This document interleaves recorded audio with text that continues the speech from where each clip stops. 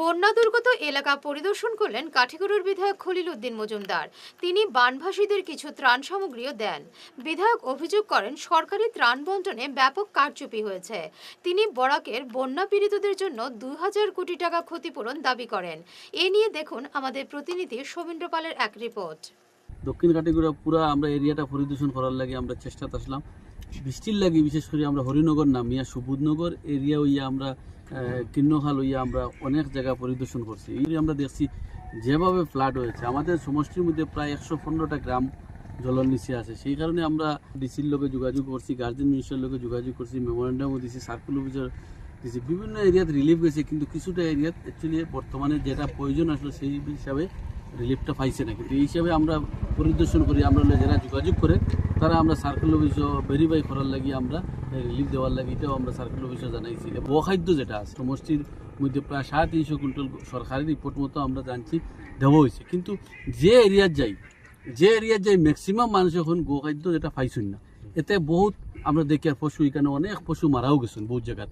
আর প্রত্যেক দিন যদি আমরা এখানে ফোন আয় গোখাদ্যর লাগে বেশি অংশে ফোন আর আমরা সরকারের কাছেও দাবি জানাইছি, মেমোরেন্ডামও আছে এবং ডিসিরেও পেডও লিখে মেমোরেন্ডাম দিছি যে আমরা গোখাদ্যর লাগি আমরা সমষ্টির মধ্যে রিলিফ ঠিক আছে যেটা দেওয়া হয়েছে। গরিবগুড়া মানুষ, অসহায় মানুষ তারা পশুটার লাগে অত্যন্ত মায়া আর কি, সেইভাবে সবরও দাবি থাকে। এবং আমরা জানি এখানেও যারা উপস্থিত আছেন আপনারা খবর লইতে পারেন, জেনারেল মানুষের কাছে খবর লইতে পারেন। সবর হইল গোখাদ্যর লাগি তারা প্রত্যেক মানুষের দাবি সরকারের যেটা দিছে এটা ঠিকমতো সঠিক মতো যে সামান্য একটা কোয়ান্টিটি আমরা প্রত্যেক মানুষের কাছে পৌঁছেছে।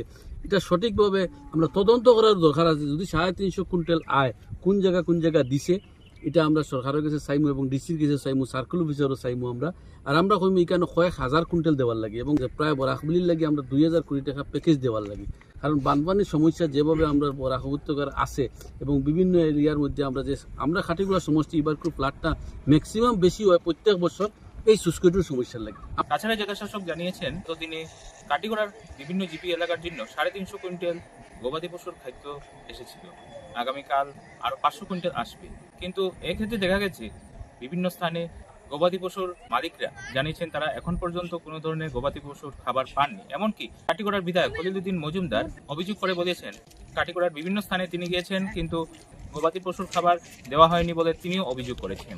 তিনি সরকারের কাছে কাটিগড়া বন্যাক্রান্ত এলাকার জন্য ২,০০০ কোটি টাকার বিশেষ প্যাকেজের দাবি জানিয়েছেন। কাটিগড়া থেকে সৌমেন্দ্র পালের জিরো গ্রাউন্ড রিপোর্ট, ঈশান বাংলা সংবাদ।